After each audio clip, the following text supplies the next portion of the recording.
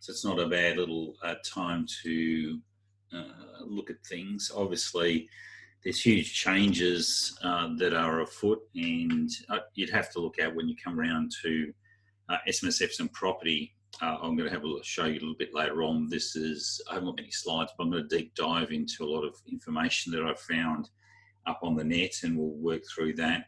But there's around about $200 billion sitting inside SMSFs and property, around about 30% of the asset allocation.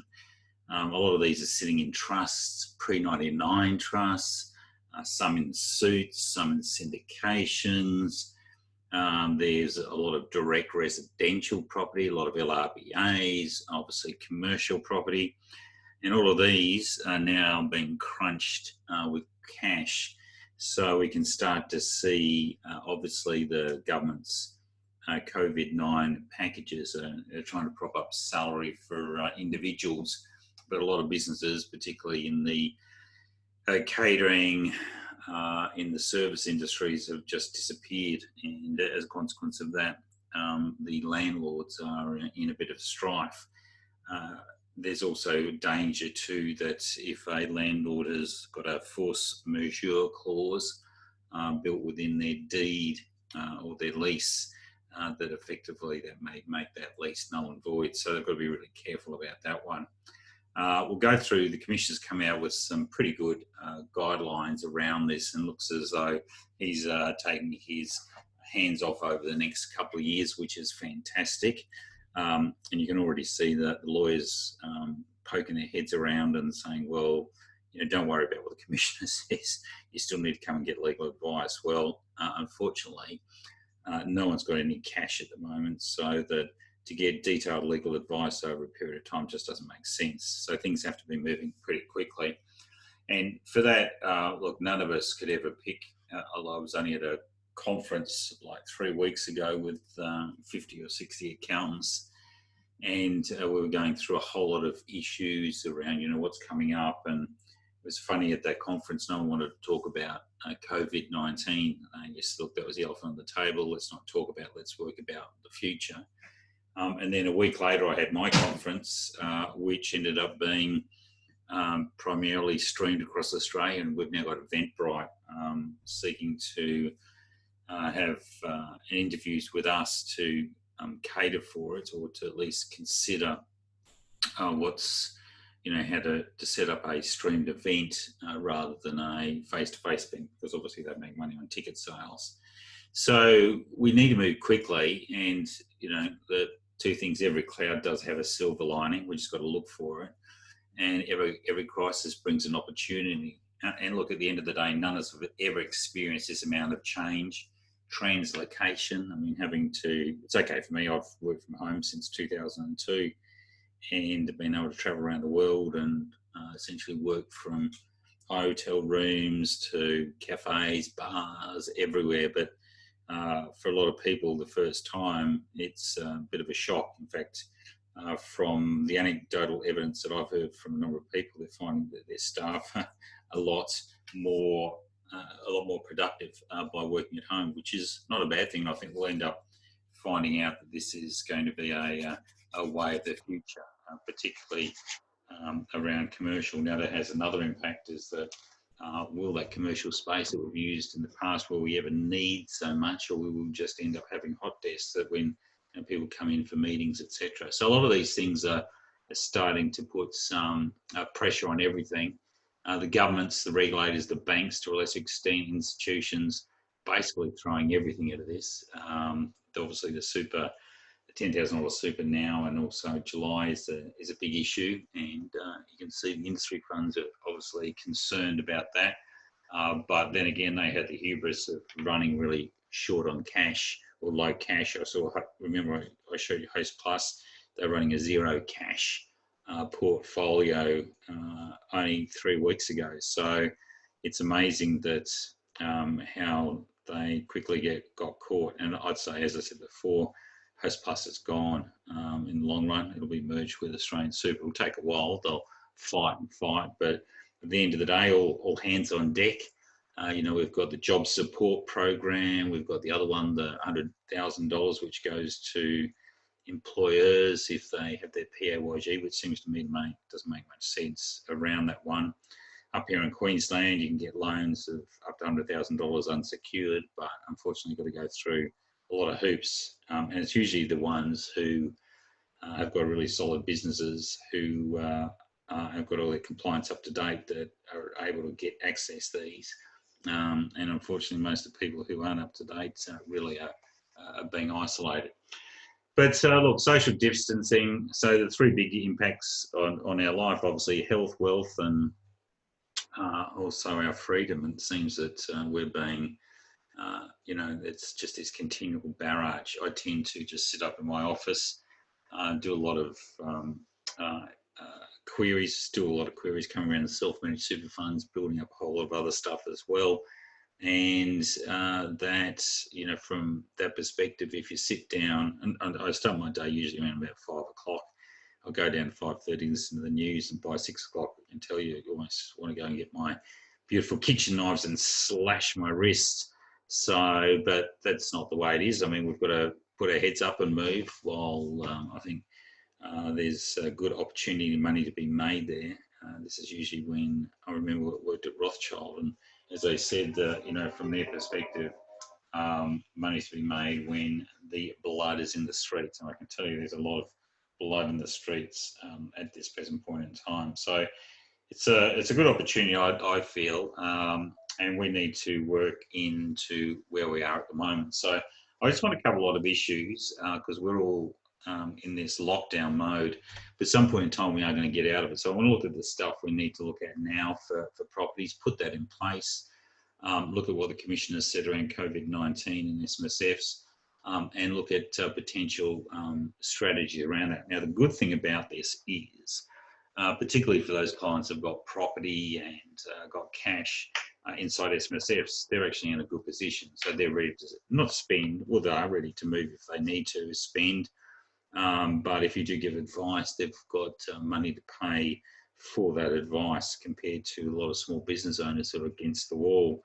I was listening to Tim Munro the other day. It's nice to have the smaller companies, etc., coming to you for advice, but you can't give it for free. And it's a sad state of affairs that they just either going to go under or what's going to happen. And I don't think the government's done enough in that small business sector. I can see they're doing a lot for employees, but not so much for the small business sector. Now, I might be wrong. Maybe that job support program's not a bad idea. Certainly seems to be a better way for rather than relying on Centrelink. But Centrelink smashed, and now we've got obviously the ATO, which is going to be smashed. So, but here's my first prediction: is with all these giveaways, and I think we're going to end up, by the end of the day, they're going to have phase 3 and phase 4 and phase 5. Probably going to be about 500-600 billion, maybe even more in the kitty. Someone's going to have to pay for that, and they're going to be looking around for people to pay. And guess who they want to pay? And that's obviously going to be self-managed superannuation funds. So expect to be significant changes over the next 3 or 4 years, and they'll have a mandate to do so simply by saying, well, particularly industry funds will be going and saying, well, we paid our share, why aren't these guys paying their share? So we've got to be really careful and build other structures. On the 2-day conference I had, we're looking at building, trusts, a range of trusts, wills, testamentary trusts, we're leading member trusts alongside self-managed super funds, just in case we need to wind them up pretty quickly, or that they make changes. So we just got to be really careful on that. So we need to make solutions. As I said, you can't sit down and come up and look. The commissioners come out and said, well, you've got to. We're not going to. Well, let's go and have a look at commissioners anyway and have a look and make sure that we come up with solutions. Now, talk about being thrown in the deep end. I've got old Richard Branson. If somebody offers you an amazing opportunity, but you're not sure how to do it, say yes and learn how to do it later. Yep, that's exactly where at the moment. So I don't think we offer or say yes. I think we're actually thrown in to the deep end here. It's a matter of picking our our real areas that we want to work in. Obviously, the big ones at the moment are 2019 SMSF audits, investment strategies are big ones. We've just about to release our new version of our investment strategy, which I'll show you very quickly. We need to move on that, and we need to move on a lot of property issues. So a few of the things that I want to have a look at is business real property leases. Let's just bounce out of here and go and see what the ATO said. It's quite interesting. So this is, you can just go on to ATO COVID-19 support, and you'll see there's a section on self-managed super funds. So let's just go through, and well done to the ATO for doing this. It's brilliant. And I love it when anyway, I'll go to the end, then I'll come back and we'll talk about things. So temporarily reducing superannuation minimum payment amounts. So they're backdated. So the 50% for the 2019 and 2020 income year. So we've already inserted that into our account-based pensions. So if you wanted to, if you haven't done so, and again, if you got your little list of what you're seeking to do, you may want to just make some notes here. It's not a bad idea. You can go in and have a look at income streams here. Have a look at your account-based pension current year payment. Go and start that document, and then you'll find that go back and start it for the 1st of July when it should have been done anyway, but the new rules will actually apply all that lower pension amount. So that's not a bad idea to give you an idea of how the minimum works. So that's one document you might want to just put on your note to make sure it's up in play for all your pension members. So at least have that document down pat. So that's not a bad one. Back to the ATO ruling. Now this is an interesting one. Temporarily reducing rent. My SMSF owns real property wants to give my tenant, who's a related party, a reduction in rent because of the financial impacts of the COVID-19. So again, you can see up here, cash flow and capital preservation for SMSFs are important, particularly those in pension phase. Now we're actually looking at the underlying investments. So charging a related party a price that's less than market value is usually a contravention. Given the impact of COVID-19, will the ATO tax action if I do this? Now, this is pretty big. Some landlords are giving their tenants a reduction in or waiver of rent because of the financial impacts of COVID-19, and we understand you may wish to do so as well. So that's with the SMSF. Our compliance approach for the 2019, 2020 and 2021 financial years is that we will not take action where an SMSF gives a tenant who is also a related party a temporary rent reduction during this period. So if we have a look at that, what we need to look at is that our auditor may, from a technical perspective, still provide a qualification report or a contravention report, an ACR. But at the end of the day, the Commissioner said, look, gloves are off. We're not going to make a big banana about this, so we're not going to do this. And I would assume that if I asked a similar sort of question around a related party loan and the interest rates as well, particularly if there's an underlying property and there's rent, that's also going to have an impact. So I'm sure that if I flowed on from this, if it makes sense, that an LRBA would also be adjusted in terms of financing, and that seems to me to make sense. So from that one, I've done a couple of things. First off is, you may have read in the dailies, there's a lot of lawyers who, obviously, lawyers are in a bit of an issue at the moment. There's thousands of them being put off as we speak, because people just don't have money to cover fees, and really to go and get a legal advice around this. It's pretty obvious that there's still a breach, a technical one, and there could be gnarly income, and they can be, I could go down part 4A, I could give you 100 breaches around that. But the main thing is, the Commissioner has basically said, look, we're not going to have a look at this. And the good thing about it is it appears as though it's not just compliance around the SIS Act, it's also around tax. So what I've done is I've just jumped in quickly, and this will be the first time that you guys have seen it. just going to take you into this. So this is a new agreement I built yesterday, which is a rental adjustment agreement. Now you can see this is our the back of our platform. It's not as flash as if we have a look at here. You can actually see here. I'll just do conference. So I just set up a folder here for the ABP, and you can see here. So this is what we call our wraparound, and then this is our underlying system, which is what you guys get to have a look at. Our wraparound provides us with vaults and in-progress documents, etc. So that's not a bad position. So what we want to do from here is go and have a look at what I've done. So I've got the document set up. You'll see I've had a bit of feedback on it already. So we need to put in there the landlord. So if this is a property which is owned by a self-managed superannuation fund, then the landlord is actually going to be the super fund.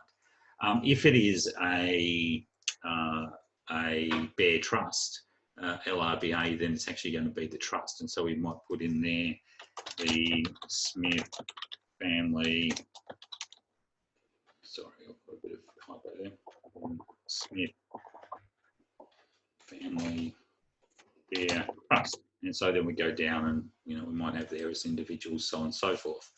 So, but we're going to go back, and I'm just going to use the Smith superannuation fund. So either one.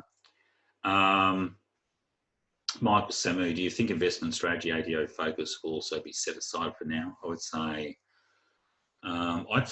probably it's probably not a bad idea to get it all up and running anyway. The issue about it is he's basically said that we're not going to test compliance for this, and obviously this is going to have an impact on your investment strategy. Let me just go down and have a look at that one, Michael. So there's a good, I think he covers it when I have a look here. In-house asset restrictions, which are pretty obvious there as well. Super balance being affected by downturns. Can I claim the loss? Well, obviously you can claim the loss if you need. Okay, so the downturn of the market has impacted my SMSF's investment strategy. What do I need to do? Trustees must prepare and implement an investment strategy for SMSF, which they must then give effect to and review regularly. The strategy should be reviewed at least annually and should document that you've undertaken this review, any decisions arising from the review.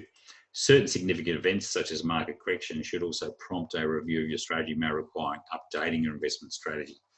I'll just go through, I'll come back to your question, Michael. Where the assets of an SMSF, so where the assets of a SMSF or the level of investment in those assets fall outside of the scope, you should take action to address that situation, which could involve adjustments to investments or updating your investment strategy. We don't consider that short-term variations to your articulated investment approach, including the specified asset allocations while you adjust your investments, constitute a variation. So that's, for example, if our equities have collapsed and we've gone outside that benchmark, we're okay.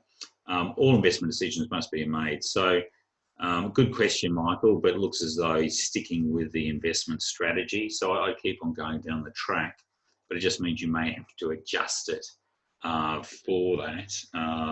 But what will happen there is, again, if you're actually out of equities altogether now and sitting in cash, then you're going to have to draft up a new investment strategy. Otherwise, it's completely different. While I'm on here, if you don't, look, I'll go through the rental reduction document, then I'll go through investment strategies as well. But look, that's a really good question. And again, from my perspective is that I'd still go down that track. But, you know, this is his COVID-19. He's basically telling you to carry on with your investment strategies as you see fit. So going back here, and this will be released hopefully tomorrow, we need to put in the landlord. So we've got the SMSF here. Now, mind you, for your clients, what I've done is I've built this for all different funds. It doesn't have to be an SMSF. Obviously, we're going to use it for an SMSF, but any of your clients that are landlords in one way, shape or form can use this document if they want to go through.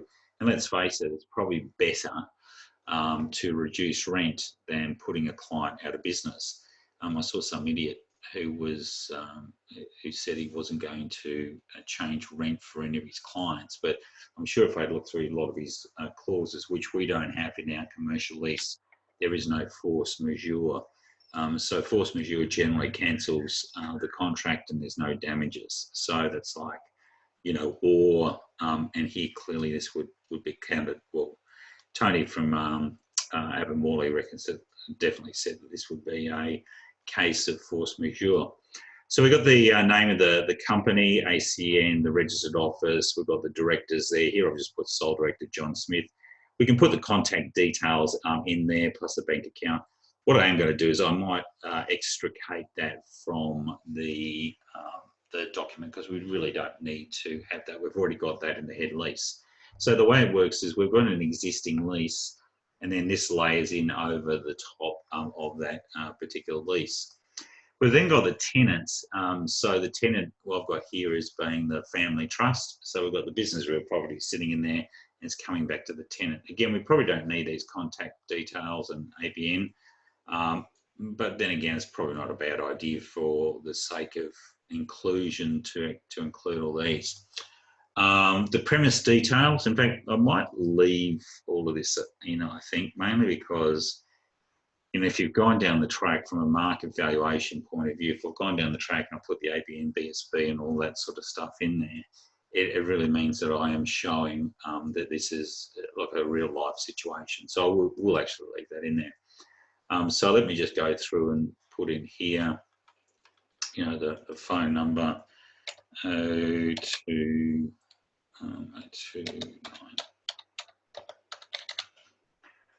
Okay, so you can't use spaces.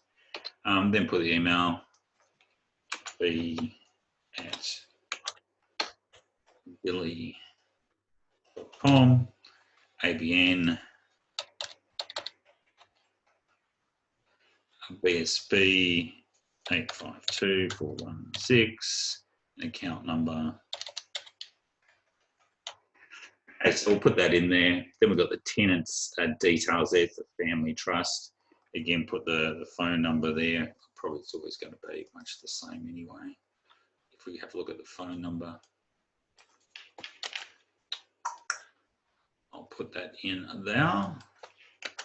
And then the same trust. Oh, and then put in the ABN. So I've got the ABN. Sorry about this, but I'm going to do it properly.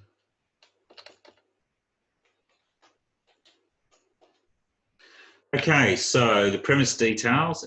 Now I've got a choice. As I said before, the way I've built this is it's a really strong solution. But rather than going out and trying to address everything, what I've done is I've actually built it all so it's all encompassing. So that if you've got other clients who've got existing leases and they are going to go through rent reduction, then you guys are in a position of, you guys are in a position of offering this to your clients. So we've got a commercial property. You don't need to have the folio number. You've got the unit. Is there a guarantor?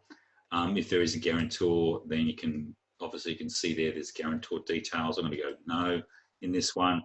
Does the landlord have an agent? If there is, then we put that in there. So you've got to go back.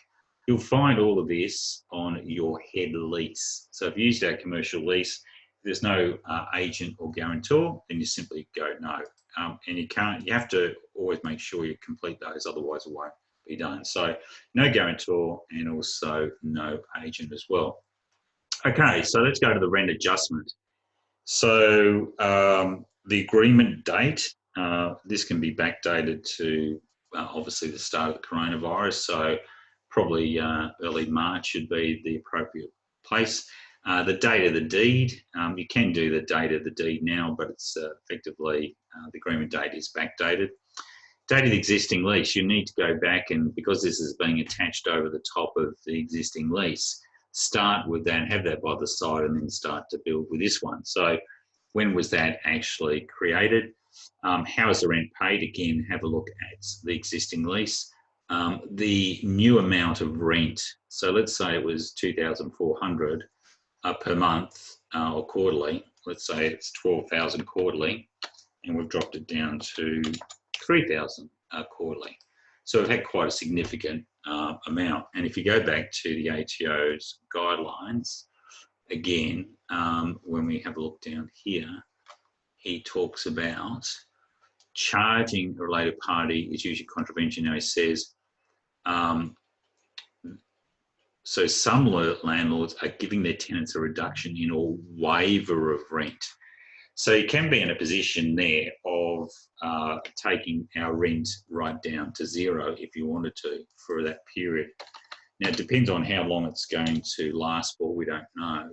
Hopefully we are going to come out of this at some point in time, because we can't go in lockdown forever, otherwise everything will be gone. Now, does the rent include GST? Pick that up from, you guys will know that, particularly if you're accountants, what's the case. Now, term the rent adjustment agreement. So when is it going to, we can put a time as agreed by the parties. So I put 30 June 2021, which is what the Commissioner stated, if we want. He's giving us that compliance freeway, so we may as well take it, or you can put in any date. Now, once you've done one of these, you can then do another one quickly, and I'll show you how to do that. Now we could choose one of these other ones, so I've just chosen that. Outgoings, so what's the reduction? So what's the percentage reduction? I've chosen, let's say 98% of outgoings.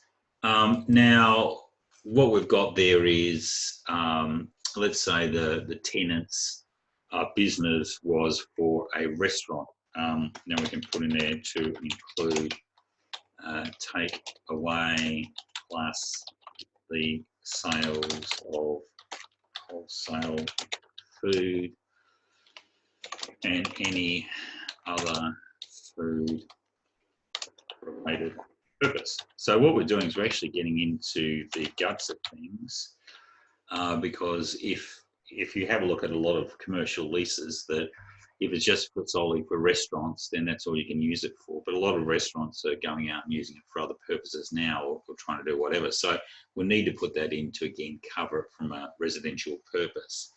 Special conditions, if you want to put in special conditions, so for example, the property and the sublet in part or whole. So that will at least help with some of the rent. And then we go down and we get to the next, the signers, and then we go through the process. So I'll have this up and running by tomorrow anyway. So let's go and have a look at the document there. So you guys will get a PDF. And just as an aside, always makes sense, particularly for your staff, because a lot of it comes in a PDF. Use a program like Nitro here. Nitro is a good little program. I can go in and, for example, I can edit. I can click on there and I can actually edit any of these sections. So you can go in and make changes if you want to do that. So again, use Nitro Pro. It's not a bad idea from that perspective. So let's go and have a look here. I've got the rental adjustment agreement. Let me just blow it up a little bit further. Oops, sorry about that. I've jumped off my share. So let me just go in and open it up a little bit. So I have to just drag this down, enable editing, so you guys can see it. So this is a new thing which will be up. I'll take the COVID-19 off a little bit later once we get through it, but it's a commercial property rental adjustment agreement. Now, if I'd had residential, it'd come up here, rural would come up here. So it's between the landlord and the tenant. Remember, this is an overlay over the top of the existing agreement. So I've got the commercial lease rental adjustment agreement. The landlord and tenant hereby agree. The landlord leases to the premises under a lease between the parties dated 1st of May 2017 at the rent and on conditions set out in the existing lease. So that's why you need to have an existing lease beside you. As a consequence of the slowdown in the economy, as a consequence of the coronavirus, and through no fault of either of the parties to the existing lease, the landlord hereby agrees to adjust the rent for the period of time as shown in this agreement. The guarantor, if any, will be released of their obligation for this period of time or rental amounts owing above the adjusted rental amounts. So again, we're giving a bit of protection here from the landlord. You can't just release the guarantor straight away. This rental adjustment agreement is made on the 2nd day of March. If not covered otherwise in this agreement, the terms and conditions of the existing lease agreement apply. So this is, as I said, is overlay. So what we've got here is we've got the landlord. You saw me put that in. We've got the tenant. We've got the guarantor. But remember, I said we didn't have a guarantor, so it comes up as not applicable in that interest. Premises. Now, if we've got we can have the folio number, or just leave that blank, or we can put that in later if you've got it. If you've got the existing lease, you're going to be able to pull that in a later time. I'll need to just fix this, tweak it up a little bit, but the agreement commences on the 2nd of March and continues to a time as agreed by the parties in the future, being it should be no later than 30 June 2021. But as I said, these can be rolling. A quarterly rental of 0, including GST, so that's not a bad one. So we've actually gone the full waiver of the rent. How's the rent paid? Must be paid quarterly to landlord, landlord's agent. Security deposit, which is important. The landlord agrees that the current security deposit will not be used to recover any excess rent or outgoings above and beyond those provided under this agreement abatement period. So it's just a typo. So I've got to go back. This is my first glance at this. Rent adjustment termination is going to be with item 5. Adjusted portions of rent. So we have a look there. It's 98%. So sorry, I've just unfortunately when I actually get the document in Word for some reason and I expand it so you guys can see a little bit better. What happens is it tends to just drop off, which is a bit, which is crazy. So I'll see, can you see the screen now, Wendy? In fact, okay, so I'm going to have to come back. I wonder if I've got another agreement there. Sorry, I thought I was going to have to, oh, okay, here we go. Okay, so this is the, again, it looks as though my Word is closed out. So let me just close everything out and see what happens. So I apologise for this, Wendy. Again, it's got nothing to do with like your docs. It's to do with my Word. So let me just see if I've got this, if it pops up. Fingers crossed. Fingers crossed, fingers crossed. Okay, so that looks okay. I'm not sure that it's the same one we had a look at, but essentially we've been through all the T's and C's. Looks actually it is exactly the same, so I'm not going to change it. I'm going to leave it as is. I'm not going to edit it. So you can see it's 98%. Just a thumbs up, Wendy, if you can see the screen. It'd be good. You can see there the adjustment to, thanks Wendy, adjustment to the permitted use. We can do that. So I'll put that in, but you don't need to put that in. It's really, it's up to you. I'm forward thinking because I know commercial leases are really tight in that regard. And I just want to make sure it's market value. Now, bearing in mind that when we do come around to doing this one, that the agreement, you're actually in a position now that if we had a look at the opportunity, 2 things. If you're operating for landlords who want to adjust their rent, use this agreement. If you're operating for tenants who want to adjust the rent, go and negotiate with the landlord. But knowing either side, you've actually got a good, strong agreement that is sitting here for that purpose. And we can end up moving really quickly. So just know that that's basically sitting there. Then we go into the agreement per se. So, you know, what I've done is I've taken a lot out of our commercial agreement, which are really like the major areas that you would find in a commercial lease agreement, and we've basically put it in here. So everything rent, terminally adjusted rent agreement, item 5, so on and so forth. Here's when the agreement is signed by both parties, it's a deed at law from that time, so it's the highest term of security.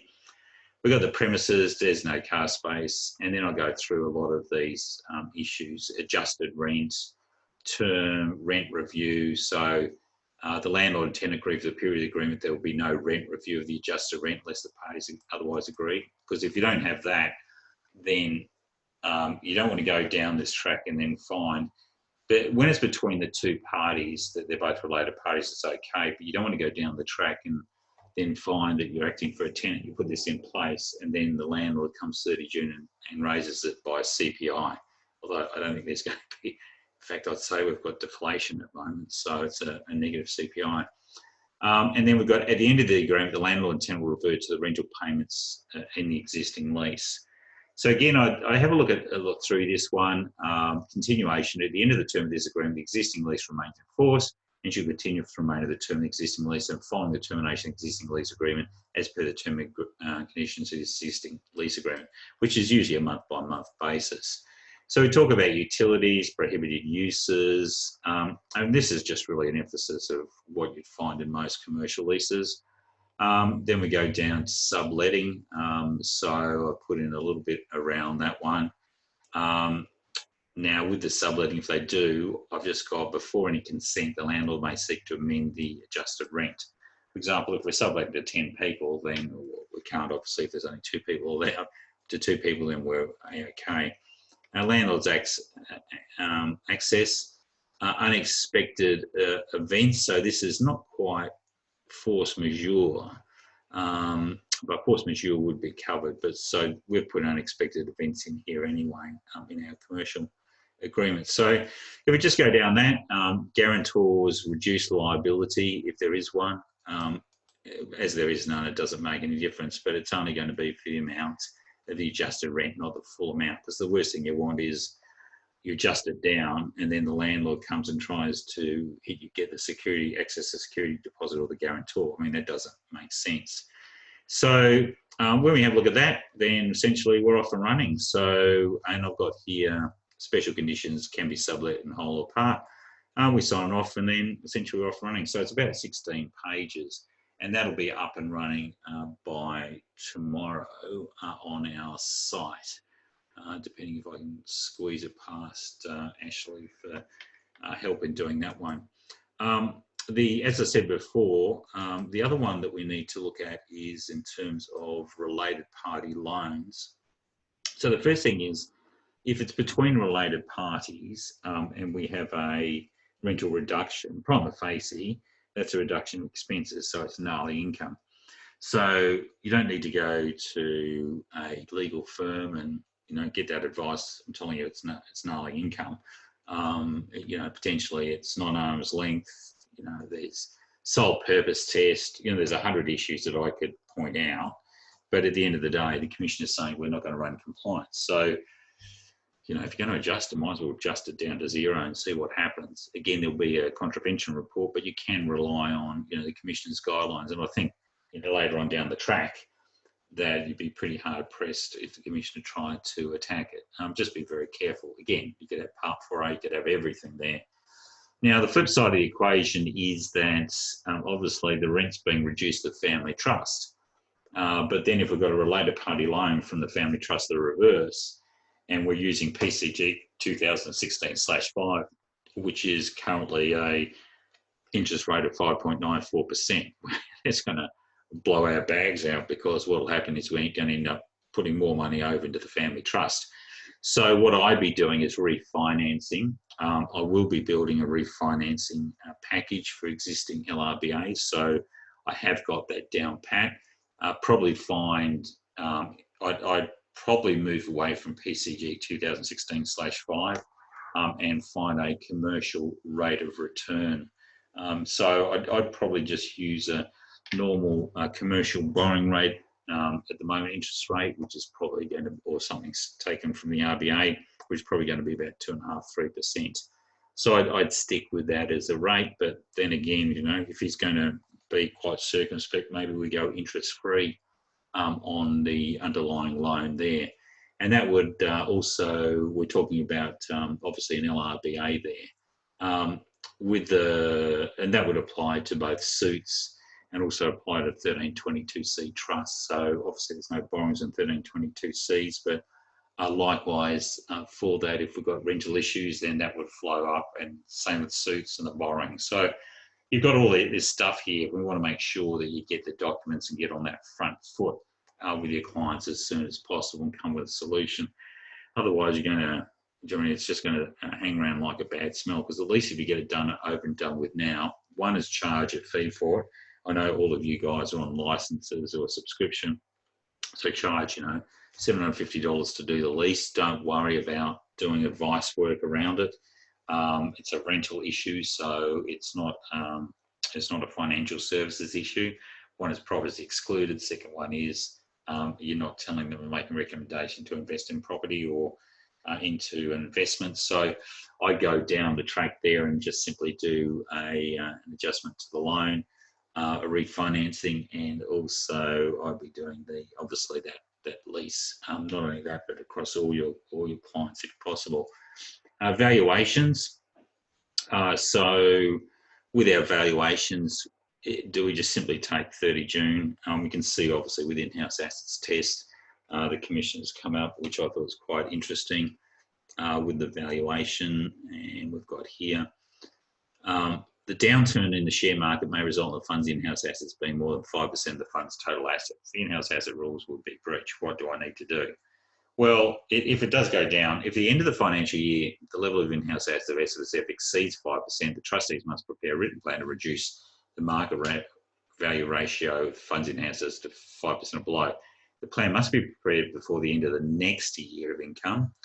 And if an SMSF exceeds the 5% in-house asset threshold, a plan must be prepared and implemented on or before the next 30 June. However, which is important, we will not undertake compliance activity if the rectification plan was unable to be executed because the market has not recovered, was unnecessary to implement the plan as the market recovered. Again, that's pretty flexible from the commissioner. So he's saying, look, if it's bouncing and it doesn't go, we're not going to do any compliance. So you can see that there's a lot of concessional stuff, except obviously Mr. Samo, you can see there around investment strategies. He's got some good stuff there around pausing or ceasing business around ABN and GST, but I just been looking at SMSFs there. So it's not a bad one. As I said, that the rental adjustment agreement will be up in force by tomorrow. We've also made a couple little tweaks to investment strategies. I just want to go through that with you. So I'm going to do, for those of you who had a look, I'm going to have a look at the conference one we did, the investment strategy. I want to show you a couple of things which is pretty important. So you can see here how many times I've used the same investment strategy. Now, importantly from that one, I'll just go through the first one, and because it has been changed quite a bit. Now, what will happen is they'll load up in my system. And you can see there I've done all that all. I want to take you through a couple of changes. So I've got there the Smith Family Superannuation Fund. I've done it for the end date being the current year of income. Now, what I've done here is normally if I was doing something now, I'd be doing 2020. Now, what I can, actually I'll come back and I'll show you what I've done. Now, if we wanted to have a normal, our current funds investment objective, the trustee by its investment strategy seeks to maximise the fund's members' retirement benefits, including income streams and lump sums. Alternatively, we might want to customise it. So I've got here, the trustee seeks to invest akin or equal to a balanced super fund allocation, but in the short term, the trustee desires to invest in an investment property over that short term. So we can put that in there as well. You know, at least about the diversification letter. If we want to rectify and ratify an early investment strategy, we can do so. So I think I've got here the rectification 219, 218, 217. So this is an investment strategy for the current income year, but then it's going to peel back to prior years as well. Now, I'll just go through trustee. We haven't made any changes there. A trustee meeting, that's A-OK. Member superannuation, so reserves, I'm not sure if you've seen it, but if you've got reserves in the fund, you can actually click there and work out what you're essentially going to be invested in. Up will pop our reserves elements. I'll show you that a little bit later on. Now, this comes out from the Commissioner's guidelines, so I'll just poke my head in here. Remember, we just looked at this, temporarily reducing rent. I go down to investment strategies. And this came about because I was dealing with a couple of auditors who actually knew their stuff, which is fantastic. And what they've said here is, I'll just go up. So what needs to be included in my SMSF's investment strategy? So your SMSF investment strategy should be in writing. It should also be tailored specifically to the relevant circumstances of your fund, rather than document that which just repeats the words. Now, relevant circumstances may include, but not limited to, personal circumstances of the members, such as their age, employment status, and retirement needs, which influence their risk appetite. Your strategy should explain how your investments meet each member's retirement objective. So what I've done here, and I'm sorry that this is an overlay. So if you've already got your existing investment strategies, fine, put them in. But if you want to update it, then all you have to do is just go in, as you see, relaunch, and go through. So I've got John Smith, I've got his age in years, what is employment status? So we can say self-employed. Now, what is the member's retirement objective? Now, I actually did one this morning. And what I'll do is I'll put a couple of these in as well. So if I do the sent mail, what did I do to Jason? I've got here, no, Brenton Burke. So what I did here gave me for the pension. So what we do here, I'll put this in, and I'll actually put this as a drop-down box as well for the investment strategy. So just give me a little while on this one. So that's the member seeks to be provided with a secure income stream retirement in conjunction with external investment, superannuation if needed, the age pension. The amount cannot be quantified at this stage. As an aside, tomorrow, make sure you come on our 10 o'clock session where I'll be looking at the legalities of doing wills and EPRA, showing you how, if you're just doing a data capture, how that is not the provision of legal services, and I'll take you through a couple of cases. But also going to take you through an asset guideline which was produced some time ago. You'll see here, and I'll just give you a bit of a snapshot there. There's quite a lot around assets exemption. So if I look at it from an accountant, what you may do without being covered by an AFS license. I don't think I've ever seen anyone talk about this, but I thought I'd go back and have a sniff around. So asset allocation investment strategy. So you may provide a recommendation or a statement of opinion on how your client should distribute their available funds among different categories of investments. So that's quite radical. So it's actually under the regulations. So you can prepare an investment strategy. You can even tell them how to allocate their assets, which I wouldn't do it, but you can't talk about specific investments. So if you're doing a data capture going straight into the investment strategy, you're basically A-OK.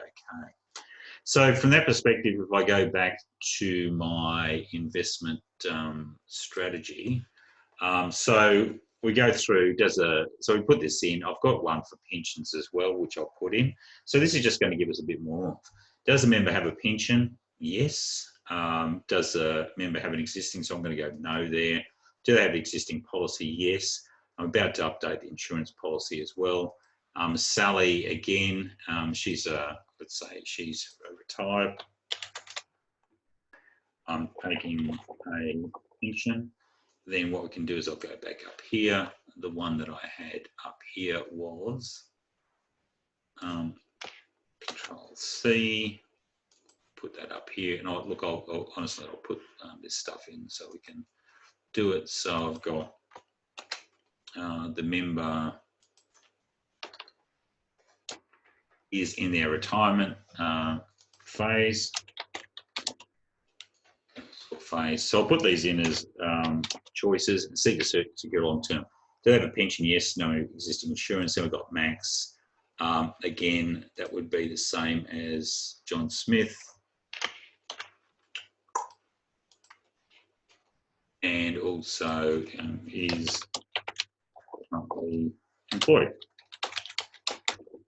So, wages. Who knows what happens now. Anyway, they've got insurance but no pension. Then we go through the cash. Now, I'll come through. We've got cash. You know, I think it's essentially all in property at the moment here.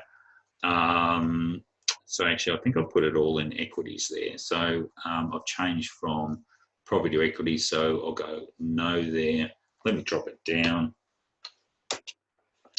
so 5 to 15%. International equities, I'll go 0. Okay, this was from a course the other day. Fixed interest, I'll go 0. Cash strategy, 5 to 10. I might take that up, given the market at the moment. 15 to 30. Alternatives, I've got no alternatives, so I'll sort of do a 0 there. And you'll see there, if you've got derivatives, then you have to do a derivative statement. Borrowing strategy, yes, that's an LRBA. So I work out my total LVR over the whole fund, not just over that borrowing. And let's say it's 20 to 30%.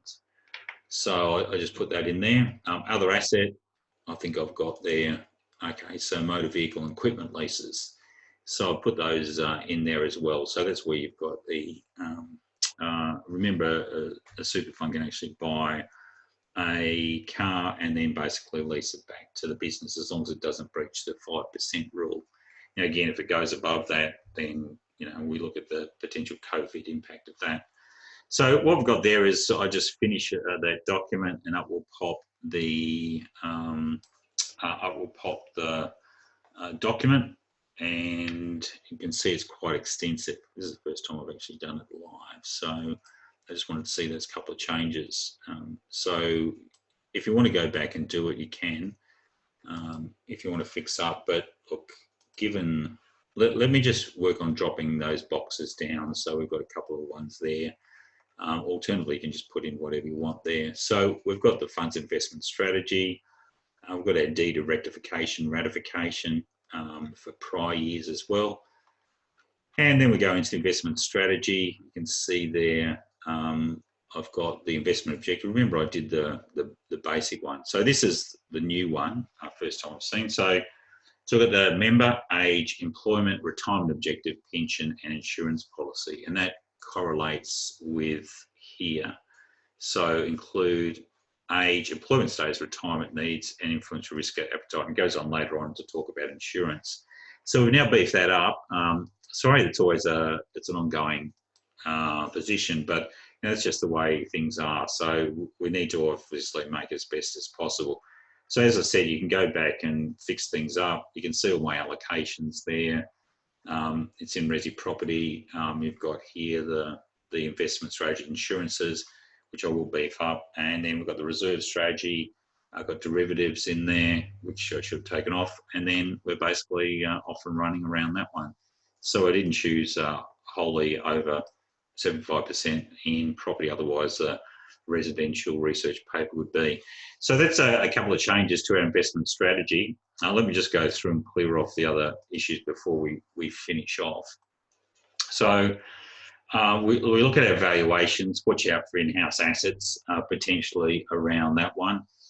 Now, if we wanted to, if the SMSF has got a borrowing from a related party and they effectively underwater or the valuation of that property, which is not going to be the case. It might have been if we've done a related party investment in shares, and it's probably a good chance.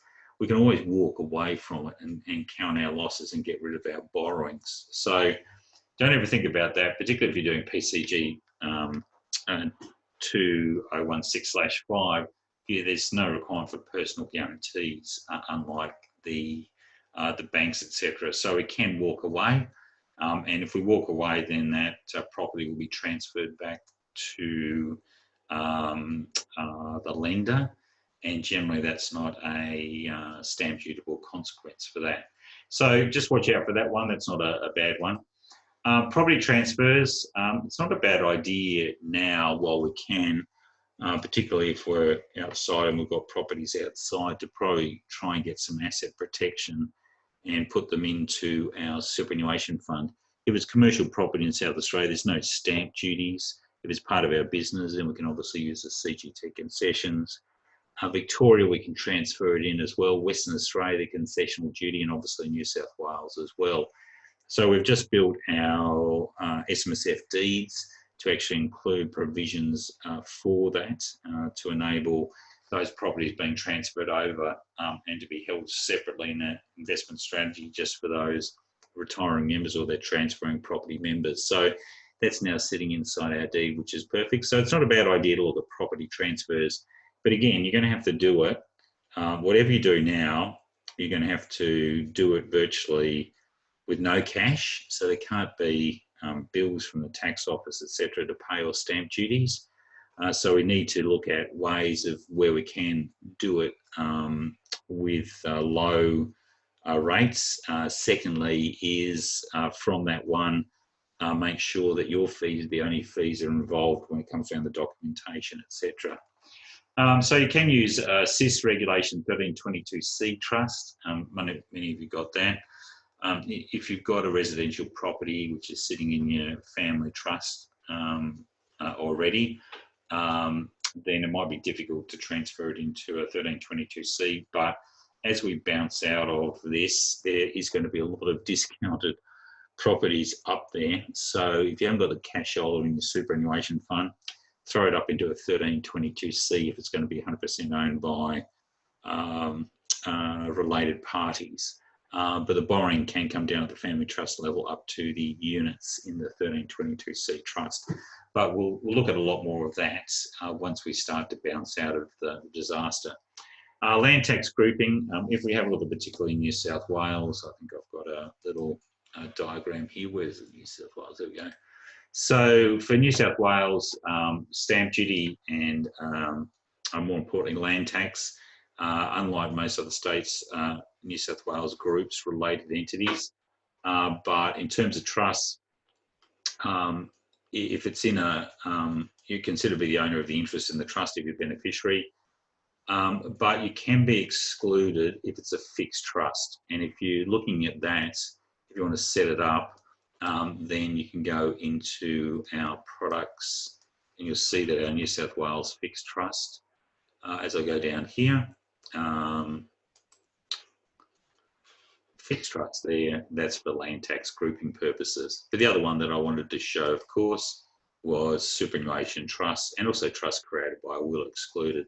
So anything from a complying fund, and it's each complying fund is exempted from land tax. And the current threshold, I think, is $400,000 or thereabouts. So if we have a look at that, that's not a bad one. One you do have to watch out for is surcharge land tax. And that's particularly where you've got a foreign, potentially foreign owners. So at some point in time, I will have I will fix that up. We have got on our system, if we go and have a look, if I go back here, you'll see, particularly for New South Wales, a leading member non-foreign purchaser discretionary trust. So if you're buying property, it excludes the non-foreign purchaser. So I will be doing an overlay on that where you can update your existing discretionary deeds, both in New South Wales, Victoria and Queensland. Now they're not going to be resettlements because of Commissioner Scott guidelines on that one. So we're virtually at the end. So David Rutherford, where would a client place Bitcoin trade if doing with an SMSF? What I would do, it's not a derivative, so there's no charge on it. Where I would put it, David, let me just go back into my, I'll give you a tip before we finish. So again, this is mainly because you guys are licensors, and soon, for those who are licensors, you're going to actually, we're building a whole separate system for you. But essentially what will happen is, this is for, remember I just did the investment strategy for the year ending, 30 June 2020. So I've got there for the year ending 30 June 2020, but it's also got deed rectification, so I'm backdating it for these years as well. Now, when it comes around to next year, the Commissioner says in his guideline that you need to annually review, it could be by way of a minute. You don't really need to worry about a minute. All you need to do is just go into our system, relaunch, and then put in, for example, if I relaunched it, which I'll do so I can show you, David, I relaunch here and I'd go to general, and now, so when I come up 1st of July this year, I simply go through there, keep everything the same, see how everything doesn't get lost, it all stays the same. And then I might need to go into members because some of them might have changed, like, you know, John's turned 61, so everything else is okay, and now he's taking a pension. So now I've got to go and get Sally's stuff. So I get that. But remember, this will be a drop-down box. I put that in there, and then we're off and running. So now I've got a brand new investment strategy, and you can see it just takes me like 3 or 4 minutes to do it. But the client's going to get this huge, big behemoth, which you just say, well, this is what's required from the tax office.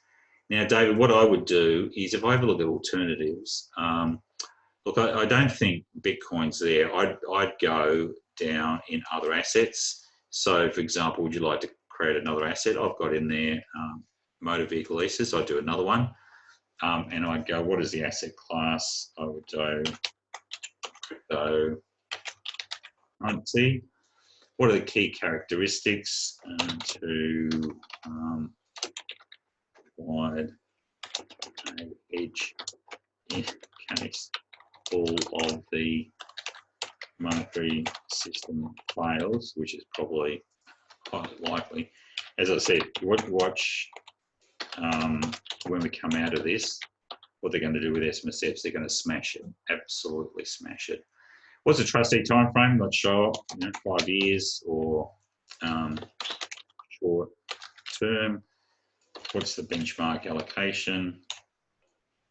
Short term. We might go, for example, 5, because it's pretty volatile, 5 to 25. So if I do that, then suddenly I've got that cryptocurrency, and you'll see that when I press finish, I've now got this is now a 2021 investment strategy, and we're off and running. So that's the easiest way of fixing up and doing these sort of things, is use the platform as advantageous for you, because essentially at the end of the day, you can just build investment strategy on investment strategy on investment strategy, use this as a platform for your clients down the track. So you can see here, it's now my investment strategy for the 1st of July 2021. So I would actually change the date there, obviously. And then if I go down here, you'll see that I've got, oh, sorry, that's the members. So you can see there how I've changed, because he's now in pension phase. And then I go down, you can see this last one, cryptocurrency, is now in there. Anyway, that's where we're at today. I'll be covering this a little bit tomorrow anyway when we have a look at our session. So I'll bring a couple of these out. But watch out for that rental adjustment agreement. At the moment, where we need to do is actually look at, well, who does this apply to?